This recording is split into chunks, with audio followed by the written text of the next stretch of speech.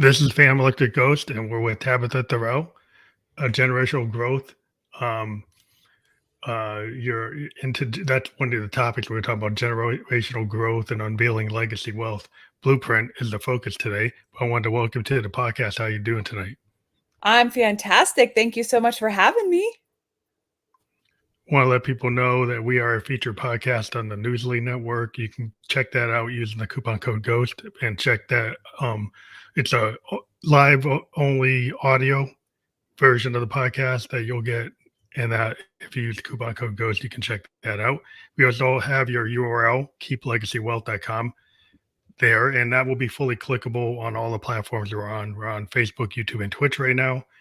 And one of the first things we ever ask a guest, the first two things we ask is what motivates you and why do you do what you do? Oh, that's such a loaded question. I've always had a deep desire to help people succeed, bring out the best potential out of people. I had a mom who had an autoimmune disease, so she suffered a lot growing up. And so I feel like that's a deep seed for me to help get people out of suffering. I also have a deep desire to see families unite and find joy and connection and live generations of prosperity and abundance. And that's been something that has always been instilled in me. But recently, I've myself broken chains of scarcity and lack mindset. And I really have a desire to help break that for other families.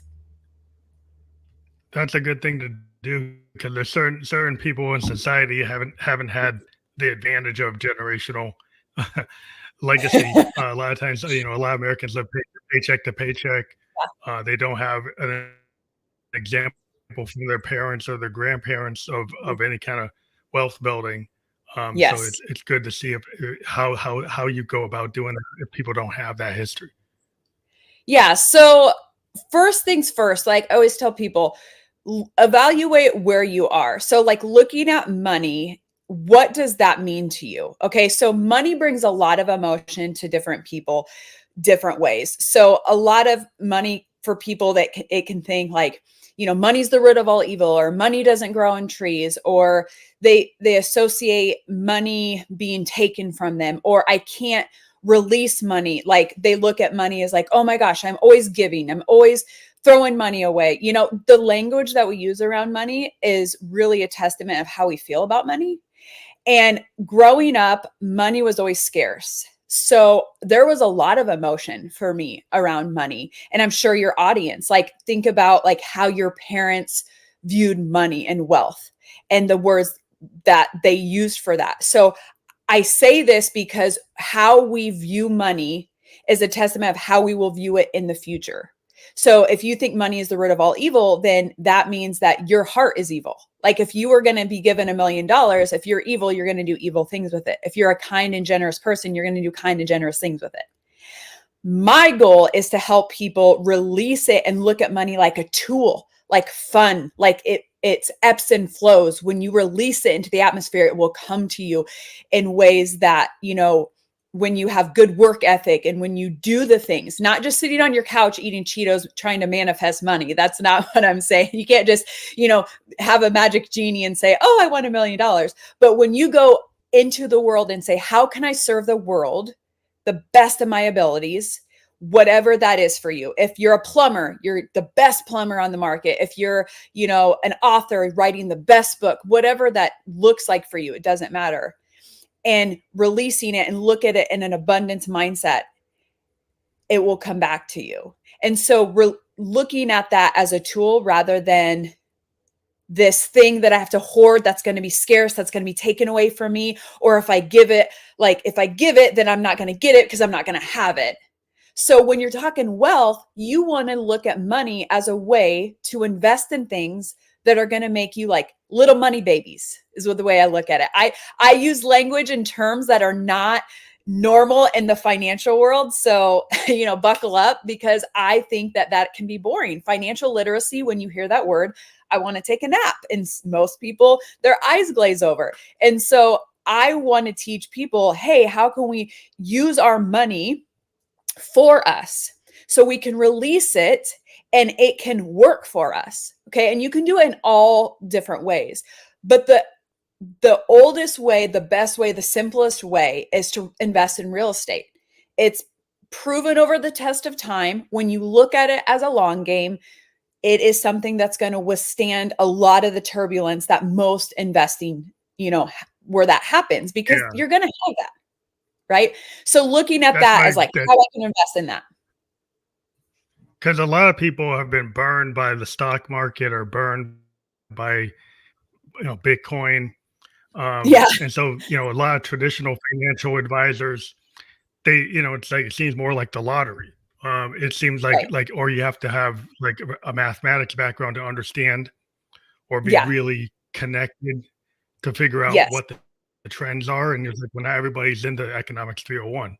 And so how can you figure it out? And so, like the bottom line is like what I've seen, as a creative person is a lot of my friends, are into real estate. Like they have apartments or condos they rent, and that brings in income, and it seems stable. It seems more stable than the other things I just mentioned.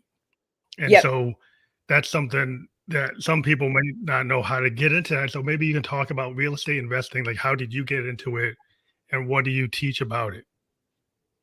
Yeah. So I was blessed to have gotten into it when I was 19. And that was because my husband, he was 21 at the time. His dad had started investing in real estate about 6 years prior to that. And so my husband saw his dad investing in real estate and as rental properties.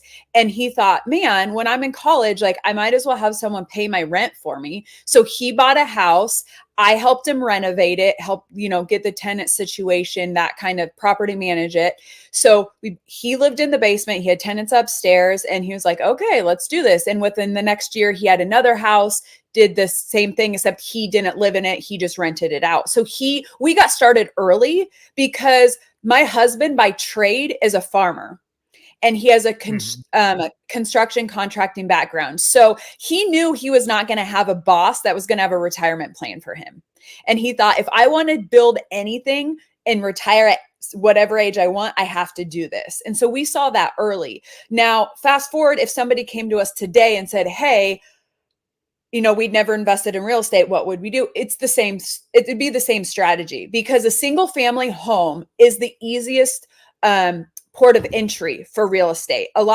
You'll see a lot of people right now like, do this Airbnb. I didn't even own the Airbnb and I'm making $2,700 a month, or, just put money in and we'll do the apartment building syndication. You have all these fast track ways. And I'm not saying that they don't work, because I know that they do. But I do know that if you're the first time income property owner, especially if you don't even own your own home yet, but even if you own your own home and you want to like have an income property, we really want something simple. And a single family property is simple because you can even do like a 2-bedroom, 3-bedroom, 4-bedroom. Well, you're dealing with, 2, 3, 4 people, rather than an Airbnb. You're dealing with could be up to 52 people or more.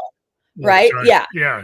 It's very frequent. And then you have maybe their turnover and the risk in that turnover. And problems. Is that what the issue is? Like the risk in the turnover because it's so much turnover. Right. Because like Airbnb, you just look at people, like all business is people, right? So like if you're going to deal with people, real estate's no different. So like when I assess it, I'm like, okay, if I just have to deal with 4 tenants rather than a potential of like 52 tenants, what do you think the ratio is of problems there? Right. And the more you have people coming in and out of Airbnb, it's less problems with less people. Exactly. And then when you have people coming in and out, damages, when people are on vacation and things like that, stuff isn't taken care of. A lot of maintenance. And you can build a team to where it can be really passive. But if you've never done it, why would you choose the hardest race? If you've never ran a race before, would you go sign up for a marathon? No, you'd probably Hmm.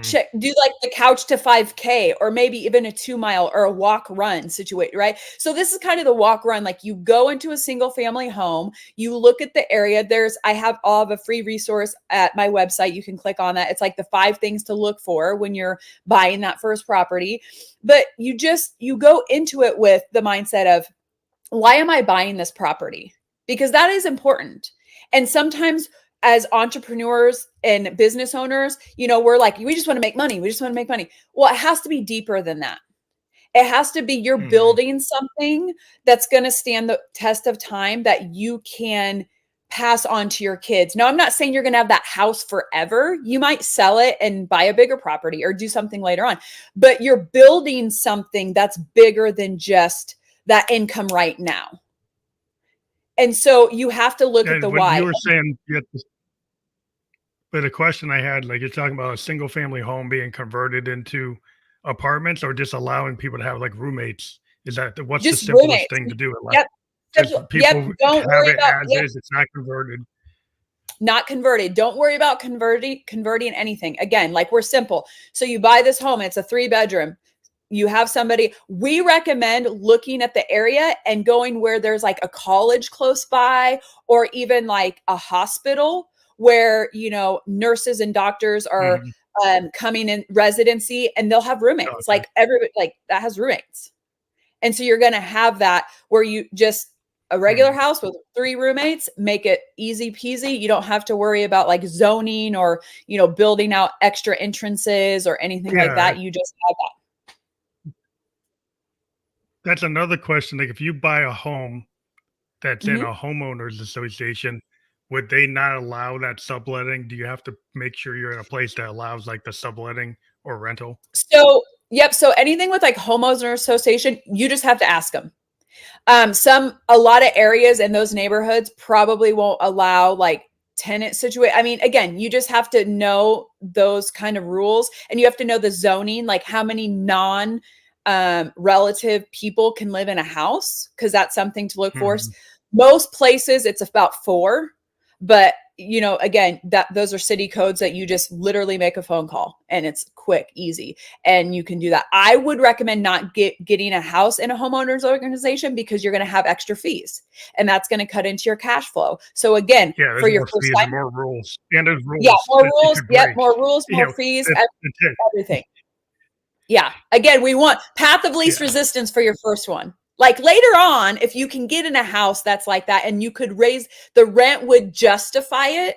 Like you could, double the yeah, rent because the area is so the nice and you higher could end. get, yes, that's Maybe it's again, like college professors, like you said, that are gonna be, doctors. like, not cause trouble, and Yep. Traveling doctors, doctors people and who aren't gonna nurses and be stuff. like a risky tenant. You don't want, like, Exactly. Yep. you wanna be risk averse with your tenant, a tenant Yep. that's not gonna not be able to pay the rent, Yep. Yeah. that's gonna And be again, that's another consistent, beast. and That's so, another like, in terms level. of, like, the process, like yeah, of, Yeah. like, So I doing would the just say checkout, that. like or do you use your own checkout of people, or do you go with a service? Yes. So that's another thing. Like when you first Okay. get started, again, you have to look at the numbers. I always tell people it's all about the numbers. When my husband and I first started, we did everything. We property managed, we fixed everything, we were there, we did it. Because we wanted cash flow and we didn't have good mentors that taught us our time is valuable. We just were like, no, we have to save money. Mm, Now, if you can do it allow yourself. it, yeah, just do DIY. We were just the DIYers and we did that for years and years and years. But if you can hire a property management company from the beginning and still be cash flow positive, I highly recommend that because it's going to allow you the freedom to buy house number 2, 3, 4, 5. When you're tied up in that first house and you feel like you're constantly fixing stuff or tenants are calling you or you're new at it, so you're doing all the things, it's hard to look at that on a scale. But when you have a property manager come in Mhm. and they deal with filling the tenants, dealing with complaints, just checking in with you every once in a while, it really eases you up. First of all, to have time freedom with your family, to work on your business, to buy more properties, all of those things. And really, if you've ran the numbers correctly, you have room in your budget for it. And that's the thing. It's like getting that house to be cash flow positive, running those numbers and looking at that in advance. So you don't get the house and then you're like, oh no, I have no room. No, we want you to have room in the beginning so that you can have that time freedom. We don't want you to be a slave to the house. We want this to be, to give you time with your family, and also bring the family in, like have them help you look for the house, do open houses, bring your kids in, bring whoever, like make them a part of the journey so that when you are taken away from the family for that property for whatever reason, they understand it and they don't look at it like, oh, that's a negative thing. They're like, no, this is a positive thing. Mom or dad are doing this for us to build our wealth. And that's the second part of our program that we talk about. So a question I had on like if you own the house, I assume that you would typically have your own homeowner's insurance, or Yep. did each renter have their own insurance for like an apartment? How does that work?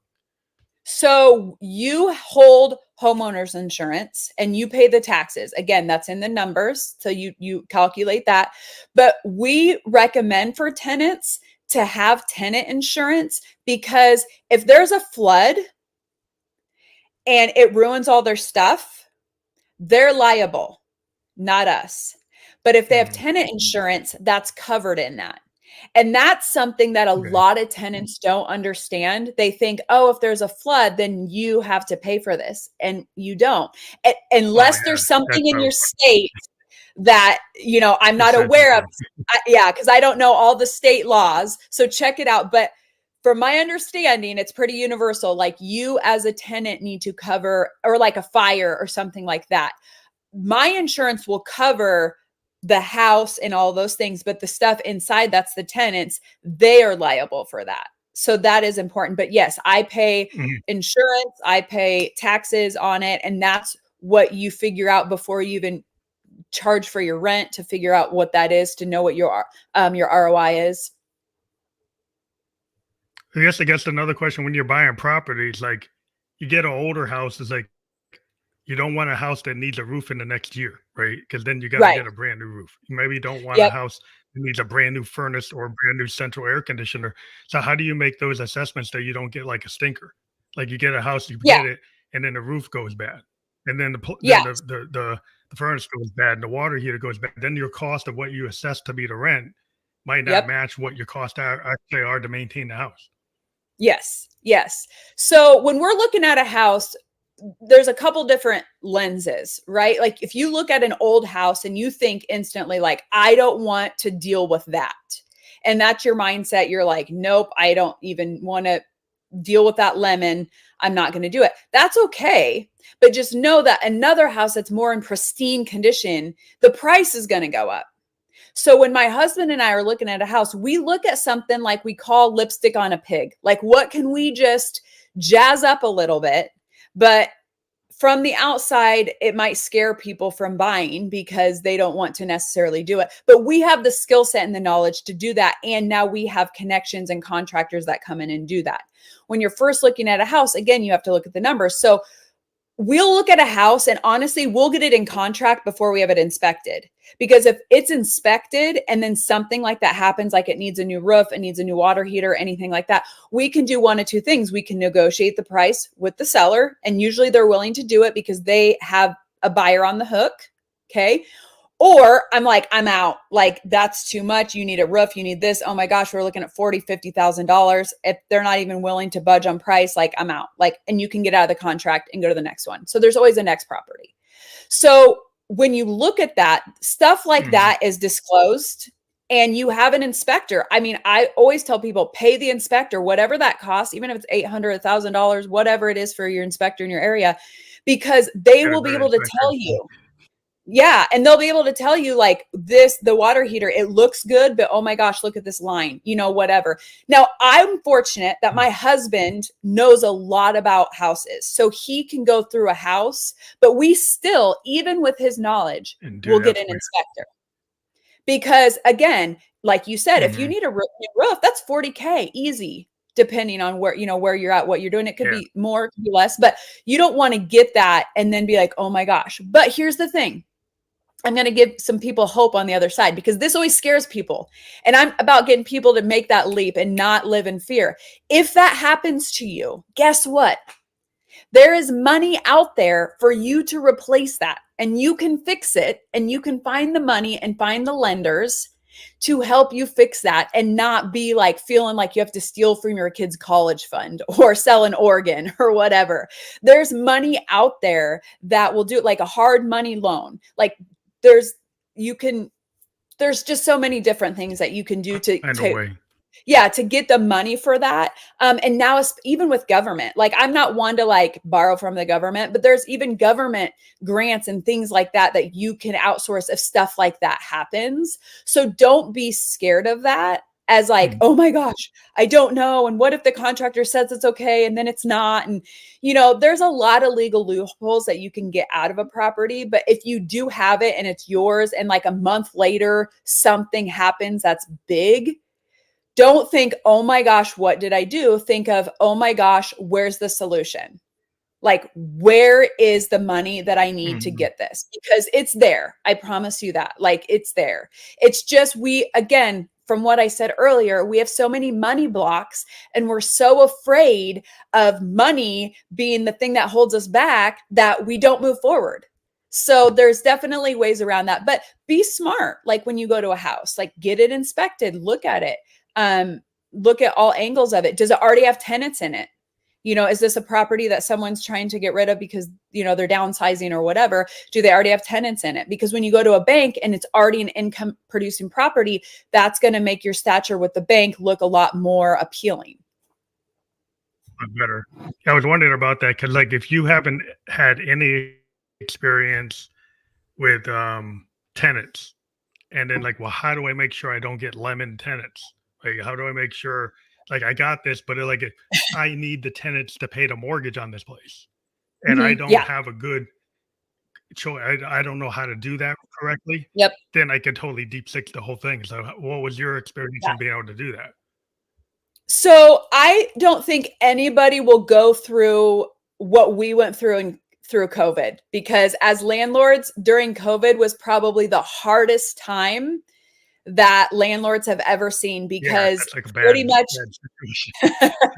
so you guys don't have to go through what we already went through. Okay. You're going to learn from our lessons here. And we were fortunate. I mean, we had most of our tenants did pay, or they were back paid. A lot of them were back paid. Like they missed months and stuff like that. But we had built a structure that could withstand that. Right. So that's why when I tell people, we don't want to just help you buy one property, we want to help you buy 10, because it's like the boat, right? Like you don't want a little dinghy, like you want a yacht that's going to withstand a storm. Right. But it's baby steps. You got to start somewhere. Yeah, so if you're out there, you don't have enough.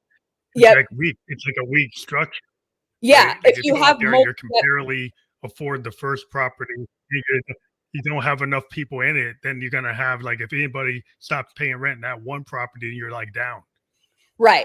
And that's why, like, looking at it from the beginning, my husband, like, he bought 2 properties, I think within a year of each other, because it was like, okay, we can do this because you borrow Peter to pay Paul and, do different things like that. And once you buy one property and you work with the same bank, it's actually easier to buy a second property because you can leverage, which is awesome. So it's just getting that first property, because then you have money to work with to leverage to get more money, which is awesome. But that's later on if you want. But with the tenant question, if you have a property management company, they do it for you. And it's amazing. But if you start out and you're like, no, I want to do it all myself first before I hire someone, which I think is noble, like you can do that so the process. Honestly, if they have a job, you call their employer and say, how long have they been working here? Do you see them working here for the next 6 months? They'll tell you. I mean, I've never really asked income disclosures over the phone for jobs. They put it there. I usually know if it's a waitressing job or a management job, you gauge that. Legally, I've just never asked to disclose that information, but I'm sure I don't know if you could. It depends on where state you're at. But if they're a manager at, a car dealership, or a manager at like even a government job, and they've worked there for 2 years, there's a good chance that they're going to continue to work there. Right. And if they're in good standing with their job, that's all you can really go on. Now, if they're going to put in there, I mean, we've had tenants that are like, well, I'm in between jobs right now. I'm not going to rent to them. Like, they don't have income.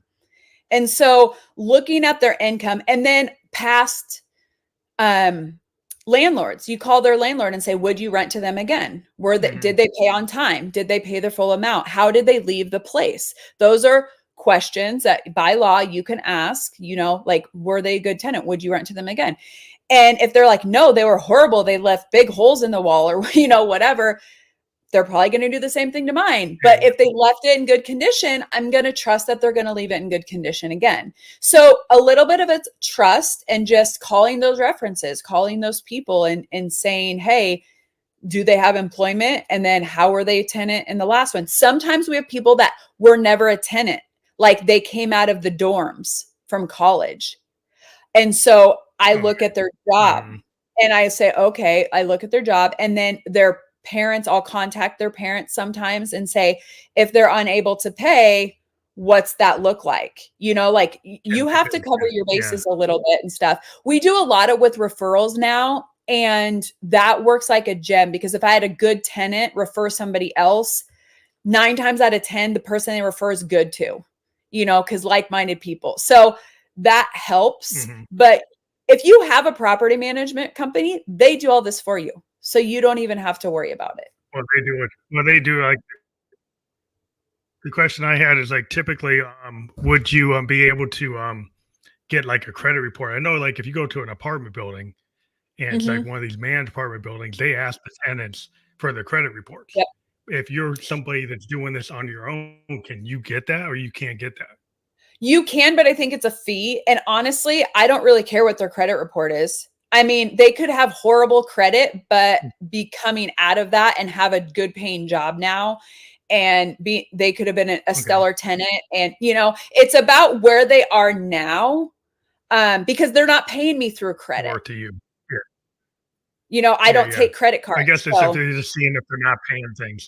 Yeah, I just don't. No. I know that the big apartment buildings look at it to see, like, if they're a problem credit. Right. They're it's behavior. They're probably not going to. Behavior. It's a behavior thing. They might miss paying rent. Yep.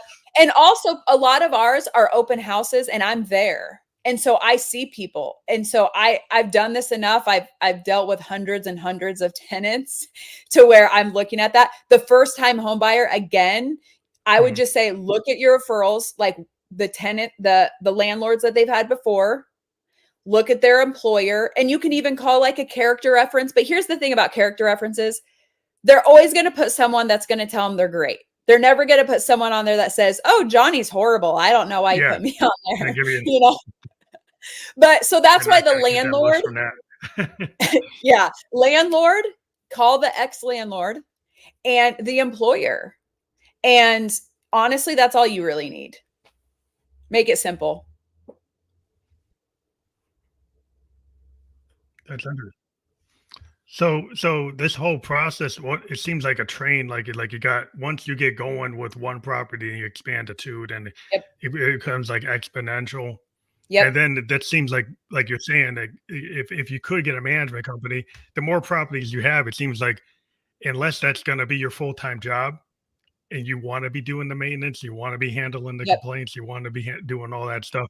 Is that like, do some people want this to be their job, or they want it just to be a second source of income, or third, just a wealth builder without that involvement? Right. So there are people that want to do real estate as a business. They're like, I want to do this. And they still will hire out property managers because they want, if they're smart, and like I said, we did this wrong for a long time. If they're smart, they'll hire a property manager because they always want to find the next property and build that, their empire that way. Okay. We target people who are entrepreneurs, business owners that in the beginning, anyway, they don't want another job. They love their job. They love whatever they're doing, but they know, like, okay, I'm earning income right now. income and wealth are two different machines. And so unless you have one machine kind of going on its own, you're always going to have to fuel that machine. So if you can automate it as much as you can with a property manager, with lawn care, with, everything, the bills being paid. And a lot of times your property manager will take care of all of those things, but making sure all of that is like a well-oiled machine. And then like even your CPA knowing you have these properties for wealth building, because part of wealth building is tax strategy. And that's why people do real estate. Tax to it. Yeah, because those are tax breaks, and that's smart. And so you want to make sure all of those pieces are, but our target audience are entrepreneurs and business owners with families. So they have family, they have their business, maybe they have a hobby. They don't want this to be like another thing, but they know if they don't, what's going to happen? Time. Yeah. Being a plumber. Right. You don't want to be the plumber and the electrician if you're not really the plumber or the electrician. No. Because your tenants aren't going to like you either. And you're not going to like you. But no, they probably don't want to do that. But the question I had about like once you get that process going and right, you have are there advantages to buying certain types of properties for tax benefits? Like if you go into like an area in the city, does the city have like programs where they'll give the people who go into that neighborhood to kind of rehabilitate it? Would they give you like a break? Or are there things like that you can look into where you like recommend that maybe you should do that because you're going to have a better tax outcome? Yes. So if you're looking for tax strategy and you're kind of looking at this a little more business, like, okay, I kind of want real estate a little bit, I can do a side hustle business, because again, then you're going into another business. And so just people realize that like that, this takes effort, right? Like this takes discipline, but there's areas, especially like inner city or like in our state, I live in Nebraska. So out west, there's not a lot of homes. It's a lot of pasture ground, farm ground. And so there's different tax breaks where if you build up businesses, like bricks and mortar businesses and houses, or like in inner cities, areas that are really run down, if you go in and you put a property that it will be a rental property that will help, and you will renovate that home and make it look nicer. There are definitely incentives. I think there's even, I know there's money out there. Again, there's always money out there to help you renovate and get these going, but also the tax breaks. Yes. And like even in countries, because like Puerto Rico, a lot of Americans are moving there because there's no capital gains tax there, because they're trying to get people to move there and renovate the country, because since the hurricanes, it's still pretty run down. And so there's tax. So looking at your state.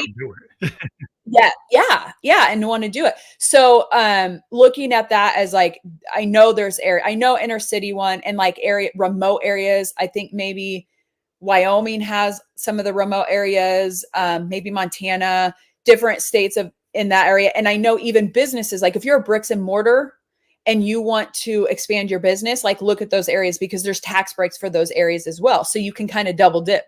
That's what's really fun. When you get a business that you can renovate. I'll go on a side note here. Like when you expand and do commercial and you can put a business in a commercial building, then and then you sell the business and you can still charge them rent. If you do a franchise, you can double dip and charge a franchise fee and the rental fee. And then that gets really kind of fun. So the real estate stuff is fun. Like the money part of it's fun when you get down the road a little bit, but so many people don't take that first step. And that's what we want to help them with. Take that first step, buy that first income property.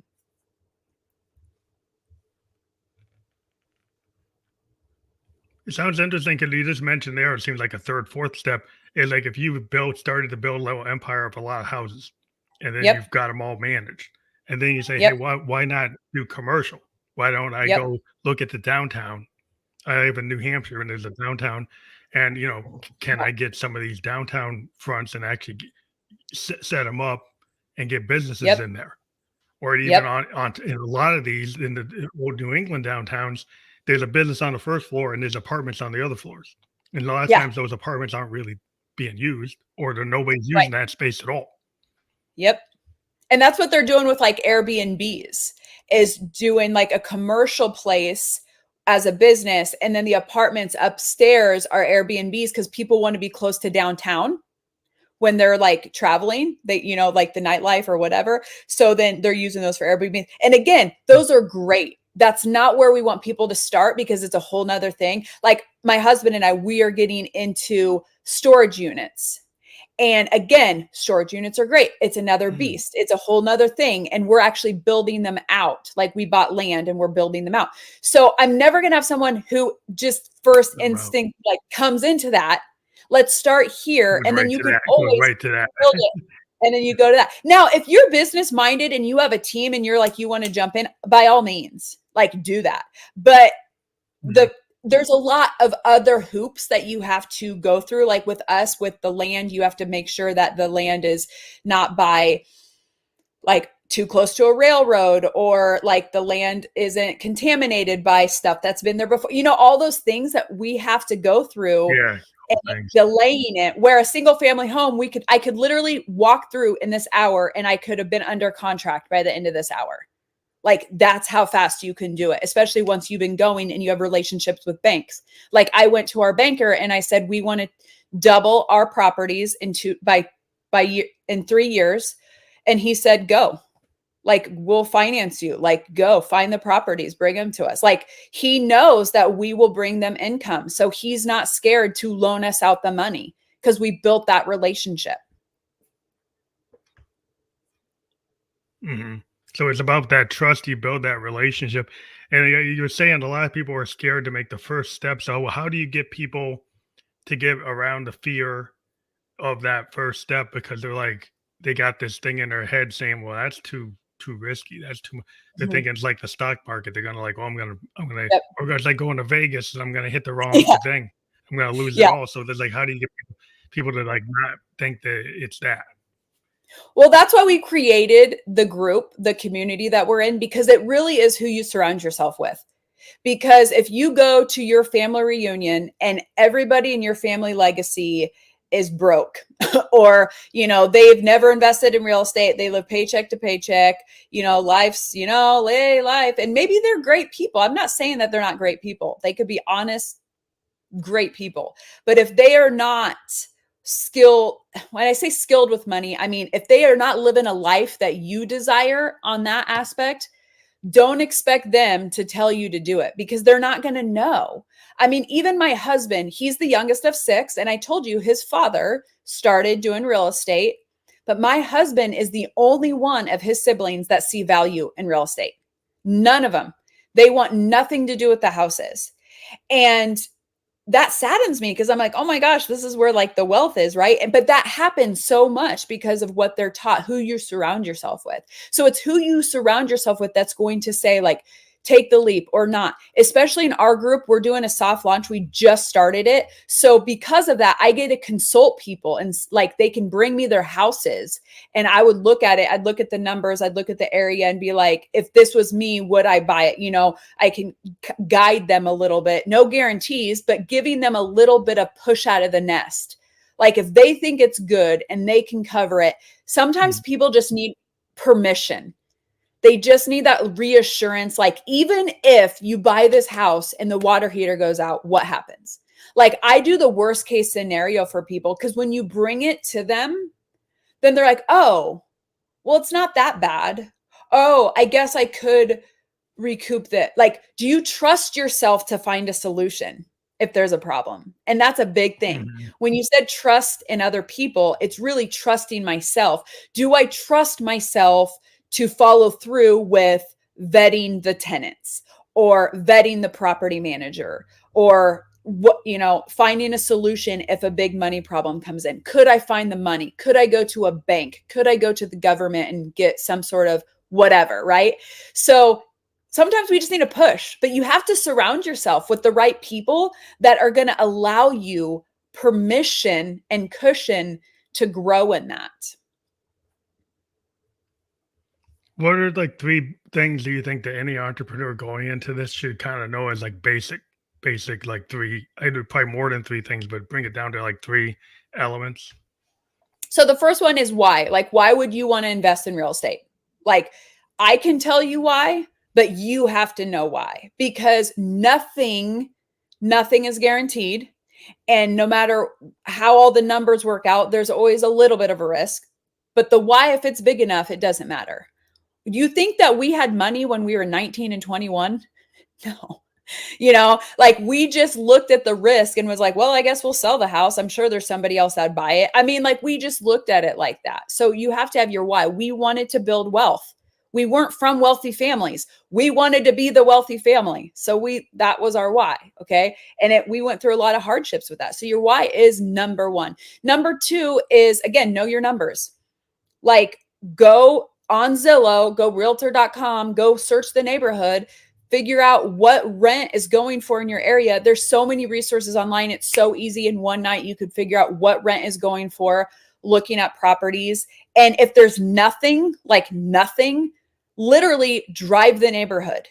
And if you see a for rent sign, call it and ask the landlord, hey, are you ever interested in selling? I would love to buy your property. Like you got to be audacious a little bit. If you want to do this, if there's nothing in your market space, you kind of have to be a little resourceful, so it's like, so know your vision, know your numbers, be resourceful. Like those are three, like if you have those, you'll be golden. So what's your it's like, a lot of people start something and then they can't stick with it. So it's you got to have the passion, but you also got to be able to like show up and to be Right. able to like if you're the type of person you start and stop things and then it's like Yep. the next fad, like Yep. you recommend you need to have some discipline, right, for this. Right. And I would say that's why real estate's so good, because it's not a fad. Like with Bitcoin and stuff like that. I mean, and I don't know much about Bitcoin, but even like stock markets, there's a lot of different fads and trends and stuff. Like real estate's pretty test of time. And again, if your why is strong enough, you'll stick and stay. This is why we're the Legacy Wealth Project, because families, your why is your family. That's going to keep you going. And knowing you're building wealth for your families to come. And when you tie that with the element of success principles for kids and family, so that not only are you building it now and going through that, but you're keeping it. So we teach tax strategy. We teach, legacy wealth principles, like what you need to do so that your kids carry on the legacy through real estate, through assets. It's really just through assets, looking at assets, income, things that are making you money, and then even business principles that kids understand and they learn to love, instead of looking at it like, this is taking my mom and dad away. I don't want anything to do with this, because that's how kids feel, because they spell love, Time. So when you can bring this in and teach them this, they're more likely to follow in your footsteps and be like, carry on that generation of, entrepreneurship, whether that's business, online, bricks and mortar, service provider, whatever, keeping that and then building the assets. So whether that's more houses, maybe that's storage units, maybe that's commercial buildings, maybe that's renting out RVs. An asset is just something that you utilize to make you money. So it can be a food truck. It could be, even your car renting out, like looking at things as assets instead of the liabilities, which are just causing you to spend money. And when you teach kids that at a young age, they look at money differently. They look at it as, give and take, ebbs and flows, seeding and reaping of those seeds. And so when you can instill that into your kids while you're doing it, it is literally a recipe for generational wealth. When you just do it yourself and are like away from the kids all the time, and you're just pouring money and time into these businesses and even like these assets, and they don't see you, that's where the generational gap. And that's why studies show that by second generation, 70% of wealth is gone. By third generation, 90% of wealth is gone. And that is crazy to me, because nobody on here, no entrepreneur, I don't care what your characteristic is, is building a business so that in 30 or 50, 60, 70 years, it's gone. Like you want it to withstand time.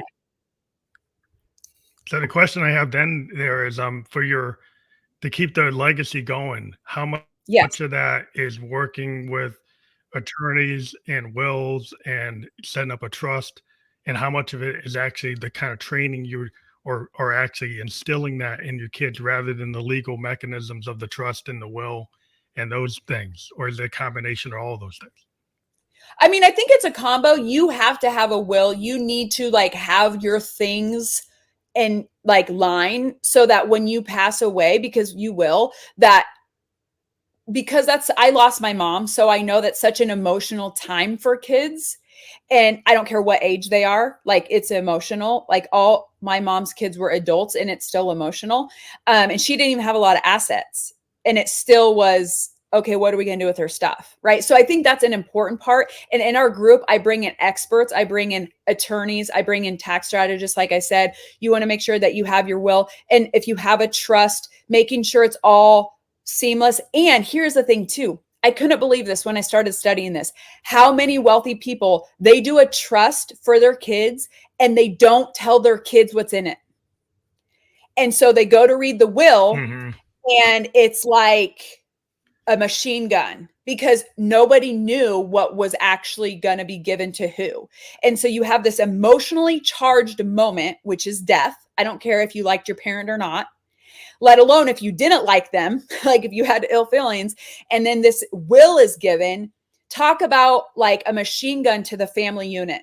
Like it destroys families. Yeah. And if you are someone who wants to destroy your family, there should be some communication. Exactly. And this is what we do. Like, this is what we do. Yes. It's like you have to communicate. And it's hard. And a lot of driven entrepreneurs have a hard conversation because they've driven such a divide with their kids because they've always done the work thing and they never knew how to communicate or merge the other. That's what this project is. I want to merge that so that the communication isn't hard. When you do a trust, you communicate to the family, this person's getting this person's getting this is how it's divided. There's no like surprises because the death itself is usually a surprise.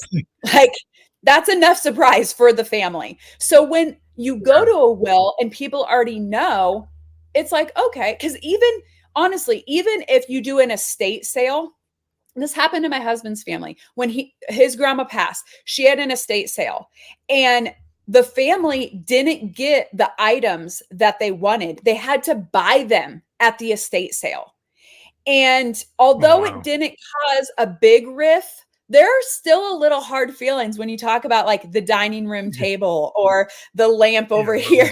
Like it's still a little crazy. So that part of it's good. But what we really dive into is the communication, the characteristics that the wealth building principles, characteristics that kids want to have so they don't have that entitlement. You teach them work ethic. You don't teach them work harder because that's a stupid term. Like it really is. Work is work. You can't work harder. It's the outputs you get from it. But you can gauge work ethic. What's their work ethic? What's their smarter? You can work smarter. Yeah, you can work smarter. But when people say I worked harder, I'm like, harder than who? Because then you're just gauging it. Usually they're referring to physical labor. But that's dumb because my dad was one of the hardest working men I ever knew and he could barely pay his bills. And that's not a dig on my dad. He did what he thought was right. He thought he was going to get ahead and he was just given the wrong information. And so many of us do. And kids are taught that. So we unteach that and we teach them the wealth principles, financial literacy in a way that is receptive to them, and humility, not entitlement. Like your parents are building this and you will most likely get it, but you're going to be humble about it. We teach them philanthropy, how to give back, how to tithe, what money means, how you can use it as a tool. Those are the things that will create wealth for legacies. Like, yes, the legal part, the will, that's all important. It's important. But the other things, if I could teach two, I would teach the other. I'd teach the characteristics over the legal part of it. But the question, I guess the point is like, if you get that trust, but you never had a real good understanding of how much work was done to build that legacy. You never had the conversation that they wanted you to have that legacy, and it's supposed to be like a generational thing for the whole family. Yeah. If you just have that in your mind, right, but you never communicate that to anybody, Yep. right? You think it's automatic that they're going to know that. Like if you don't Yep. communicate, like you're saying, and actually get buy-in from the Yep. inheritors, right? Like they have a Yep. stake in it. If they Yep. realize that they can continue this and it's going to keep on going rather Yep. than just use it and go to Vegas, right? Yep. It's like Yeah. then there's no consequence. Like if they don't understand their role, like it seems like there's a Yeah. role you need to kind of teach from what you're Yes. saying. Yes. And you tie that in with possible ill feelings to that parent because that parent may have not spent as much time with them. So then you have, I'm mad at my dad because he loved work more than me, which may not be true. But if the child feels that way, I don't care if the child's 2, 20, 40, 60, like if they feel that, then that money, not only do they have no responsibility for that money, but they almost want to spend it because they think that money is tied to the negative. They want to get rid of it. Subconsciously, they want to Mhm. get rid of it as Fair. fast as they can because that money is what kept them from what they wanted, which is time. My grandma was wealthy because she had some investments and she was a two-widower, loved the woman, but her husbands just kept having heart attacks. And but they set her up very well financially. And she always kept saying, I want to do a family trip with all, like, she had 3 kids with grandkids. We're like, yeah, like we love trips. This is awesome. Yeah. And my 2 uncles didn't like to travel. So because of that, we never did it. And I kept telling my grandma, like, and then she kind of say, oh, well, everything's so expensive and cruises are so expensive. And I finally said, Grandma, we'll pay for ourselves. Like, I just want to go on this trip with you because I want the experience with you. I don't want Experience. your money when you're dead. Like, I mean, that's awesome. You can leave that to us. And if that makes you feel good, but I would rather spend it and have an experience I with you know. right now. Yeah, And most that's the people would thing. because they want that. They want that connection with the person they love. And so when you can teach your kids and have that, then guess what?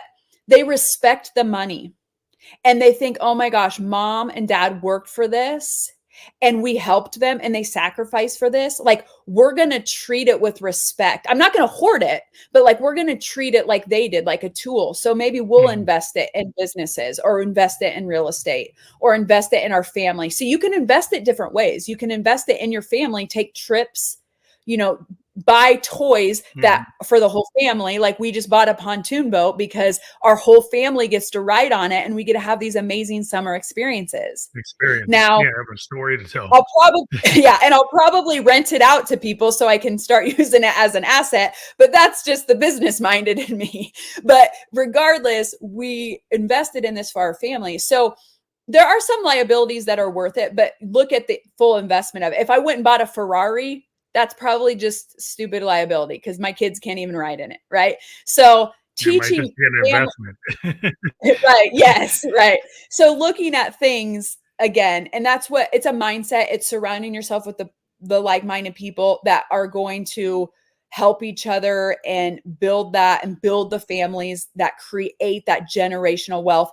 And again, it's not just about like making all this money and being greedy. No, it's literally teaching them philanthropy, having them have a cause that they can donate to. Why we create wealth is so that we can give it back. I honestly think it's selfish if you have the skill set and the mind and you live in the United States, but even other countries, and you can create more money and you don't because you think, well, I'm fine. I just want to live comfortably. I don't need all that money.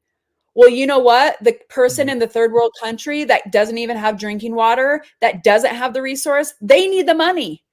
So give it to them if you don't want it. But if you can make it and you can release it into the atmosphere and bless other people, you should do that. Like, I that's my personal conviction, but I think too many people hang their hat on it like, oh, it's too hard, or oh, it's this, or oh, I don't want to leave my kids. Bring your kids in on it. That's what this group is Mhm. about, how you can marry the two, how you can create wealth and have family wealth. I think that's a totally different focus because a lot of times people think the wealth. Now you're sitting there and it's kind of like Orson Welles, Citizen Kane Mhm. thing, and you're just sitting there by Yep. yourself at the end, and you don't really have Mhm. anything. So it's like money is the root of all evil, and it creates Yep. bad, right? So you get this ultimate bad without thinking about, the Bill Gates of the world who gives all this money away, right? Yeah. He does a lot of philanthropic organizations and pushes a lot of new ideas because Yeah. like once you have certain types of wealth, you can build structures and build teaching and learn a lot. Like I'm in the Yeah. IT world, and there's a lot of Oh, yeah. times there's a lot of reinvestment in Yep. technology. Like it's Yep. not just putting it in the coffer as an asset, but they'll go and Yep. spend it on AI development, or they'll Yes. spend it on future designs, right? So there's a lot of like research and investment and stuff that's for the future, and it costs a lot of money, but you make a profit so you can do those things. Yes. So like you create profitable businesses so you can do the research and investment in the future. And the same thing you Yes. could, like you say, you could invest in the time with your family, which is like Yes. that's something that maybe you don't quantify monetarily, but it's wealth, Right. you know. But it is, if you think about the fact that if you don't do that with your family, you'll lose it.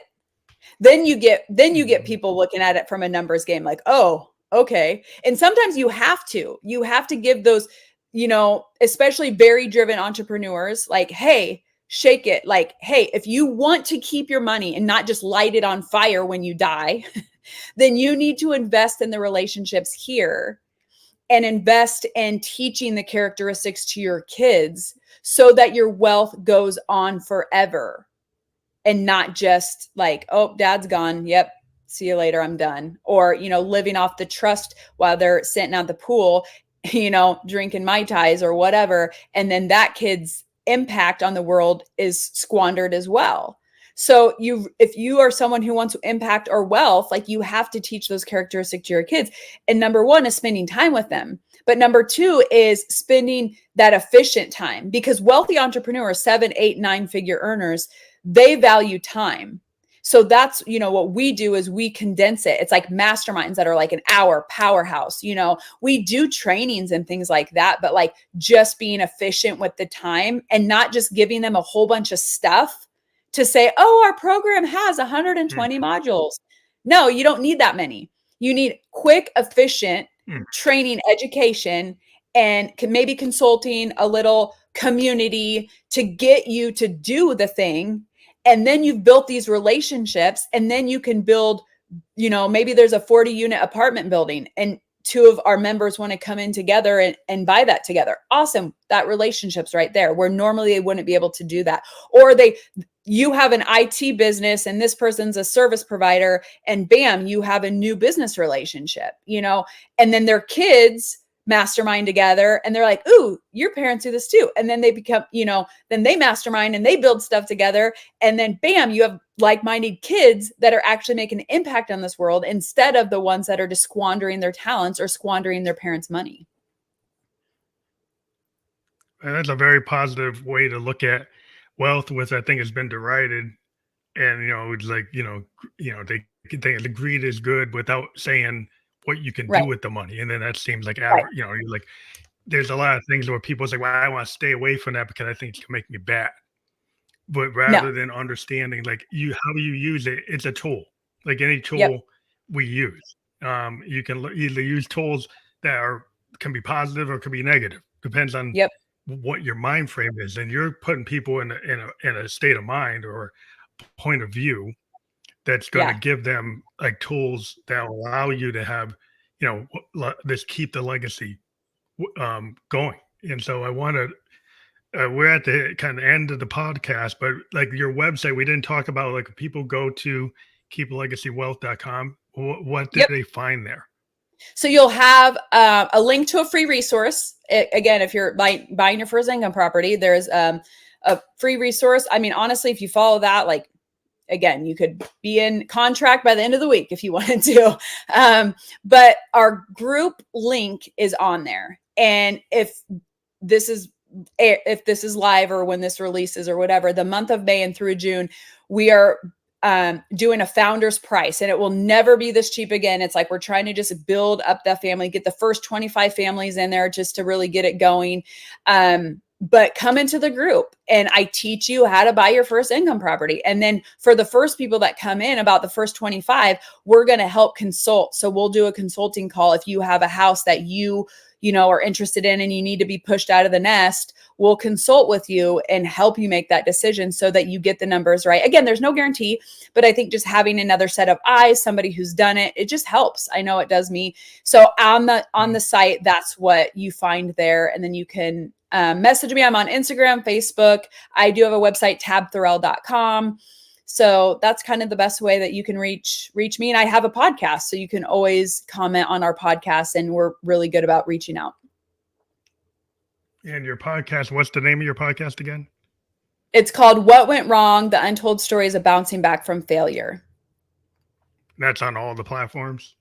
All the platforms, YouTube, go check it out. We video all of our guests, and they are incredible stories. I mean, if you need a little bit of hope, or if you're someone like me that just loves hearing stories of people, like how they triumph from the ashes, like literally things that happen to people that would take them out of business or take them out of life. I mean, people that have almost committed suicide, addictions, bankruptcies, 7-figure businesses that they just literally walked away from. Like, it's phenomenal. And they're only about 20. I think my longest one is 40 minutes. So they're short and sweet, commute to work or working out on the treadmill or whatever. And you can listen to them. And so, yeah, really interesting, engaging stories. Well, I want to thank you for being a guest on the Family Electric Ghost podcast. It's been great. And we were live on Facebook, Twitch, and YouTube. We will be published by tomorrow on all the major platforms where you can listen to or watch a podcast. And we'll get that to you by a landing page where people can just choose which one they want to go to. But thank you again for being a guest on the Family Electric Ghost podcast. Well, thank you so much for having me. Have a good night. You too. Bye-bye.